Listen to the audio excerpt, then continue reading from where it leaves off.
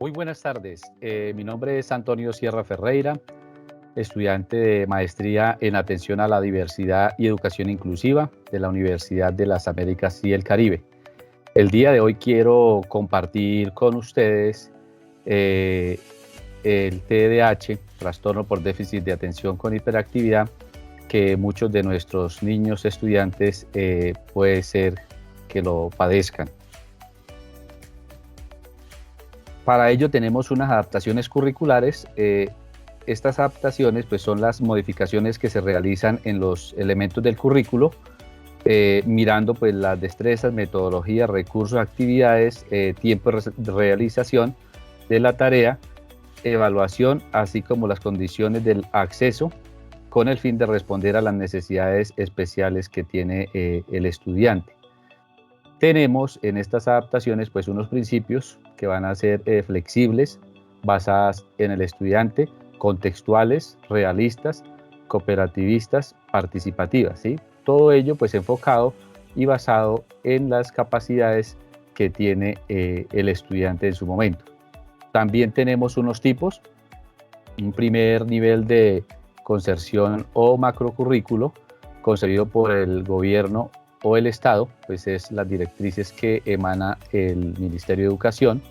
Un segundo nivel de concreción o mesocurrículo con base en la oferta curricular nacional y en las características de cada institución educativa. Se aterriza y se hace referencia al PEI, Proyecto Educativo Institucional, que tenga cada institución. Tercer nivel de corrección o microcurrículo. Este tipo de adaptaciones se desprende del mesocurrículo y se ajusta a las necesidades particulares que tiene cada estudiante y que corresponda en esa planificación que debemos hacer en el aula. El TDAH, trastorno por déficit de atención con hiperactividad. Tenemos una fundamentación pues teórica. La primera descripción sistemática de los niños hiperactivos fue realizada en 1902 por un pediatra británico, George Steele, quien la define como una anomalía en el control moral, ¿sí? Y habla de esa impulsibilidad, de esa aventura, es decir, el rasgo llamativo en esa capacidad de mantener la atención de nuestros niños y niñas.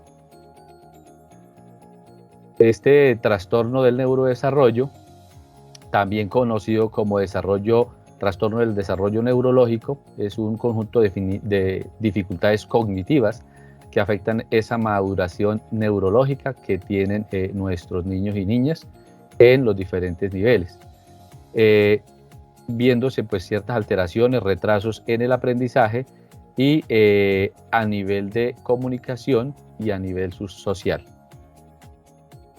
¿Qué es el TDAH?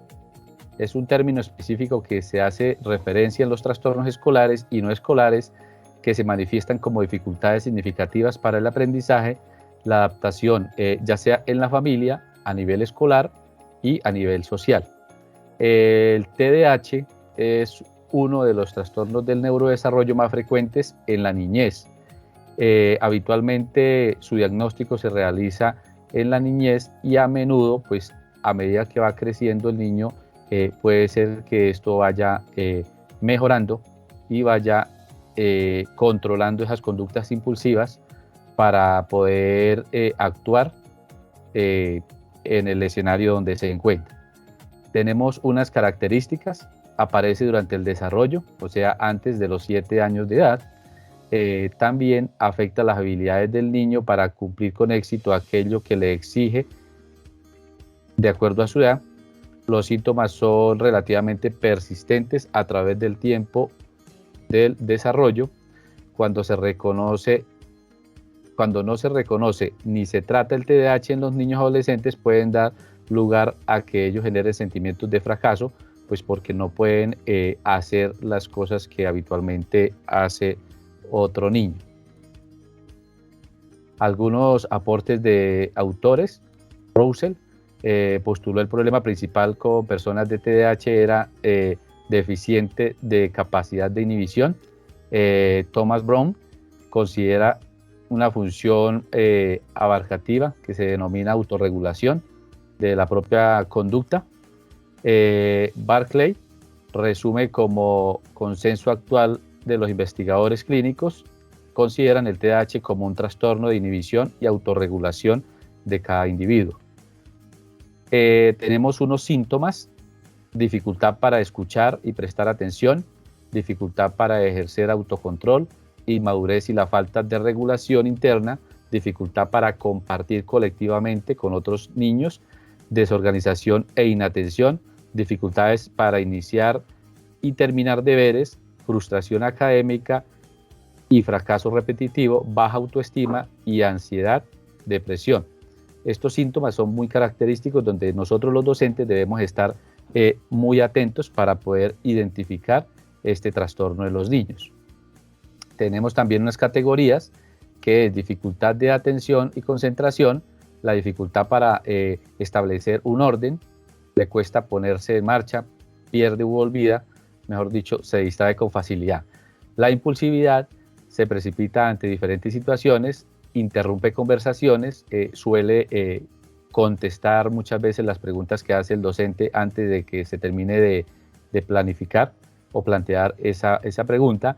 Hiperactividad, el movimiento frecuente de los pies y manos, se mueve con frecuencia en su asiento, se para del puesto a interrumpir a otros niños, habla excesivamente, entonces son cosas que debemos estar muy atentos. Tenemos unas causas: anatomía y función del cerebro, a nivel inferior de las partes del cerebro que controlan la atención. El nivel de la actividad puede estar ligado con el TDAH. Los genes y la herencia, pues puede ser algún factor hereditario. Las exposiciones prenatales, la exposición al alcohol, al cigarrillo, ¿sí? Esto aumenta el riesgo para desarrollar este trastorno. Nacimientos prematuros, lesiones muchas veces por algún tipo de accidente, y en algunos casos menos frecuentes, las toxinas que nos rodean en nuestro ambiente pueden provocar también TDAH. Tenemos unos tips para identificar el TDAH en nuestras aulas, queridos colegas. El alumno no presta atención a los detalles, comete errores en las tareas escolares por frecuentes descuidos. También muestra dificultad para mantener la atención, entonces son muy distraídos, muy dispersos en el aula. Con frecuencia no parece escuchar cuando se le habla directamente, se muestra muy distraído. Muestra problemas para organizar tareas y actividades, por ejemplo, a la hora de gestionar tareas que le signifiquen una secuencia. Suele evitar tareas que le requieren algún tipo de esfuerzo. Tenemos una ruta de atención a tener en cuenta, que es primero, identificar la dificultad por medio de la observación, es muy importante. 2, información inmediata, tener esa buena comunicación con los padres de familia para poder compartir eso que nosotros venimos identificando del niño. 3, los padres deberán llevar al niño al pediatra o a la persona que esté capacitada para determinar si presenta TDAH o no. El docente debe construir un informe sobre los comportamientos del niño en el aula para contribuir con el diagnóstico. Seguir también las recomendaciones del experto y crear estrategias que le faciliten al estudiante ese aprendizaje y que él se sienta seguro y acompañado en nuestro colegio. Unas actividades de apoyo que les puedo recomendar debido a la falta de retención en la mente: crear a su alrededor listas, tarjetas, signos que le puedan ayudar, permitir más manipulación externa en las tareas, normalizar el problema tanto como se pueda, ¿sí? De pronto trabajar más con la experimentación. Por tener un deterioro en el tiempo, poner un reloj en su mesa para dividirles el tiempo para que ellos estén ahí pendientes. Actividades recomendables: sopas de letras, juegos de construcción, imitaciones, juegos de pareja, juegos de palabras y bueno, y otras estrategias que fácilmente podemos ir sacando como docentes. Para concluir, los docentes y los padres de familia deben estar muy atentos y alertas del TDAH, pues un niño sin tratamiento puede desarrollar falta de confianza en sí mismo, depresión y ansiedad, y esto le genera baja autoestima. El diagnóstico y el tratamiento solo pueden ser establecidos por un médico, ¿sí? Eso tiene que quedar claro. los niños con TDAH pueden tener un desarrollo normal en su entorno. Los docentes deben desarrollar diferentes estrategias en el aula para facilitarle el acceso a la información a niños con TDAH y que puedan estar incluidos en nuestras aulas con los demás niños.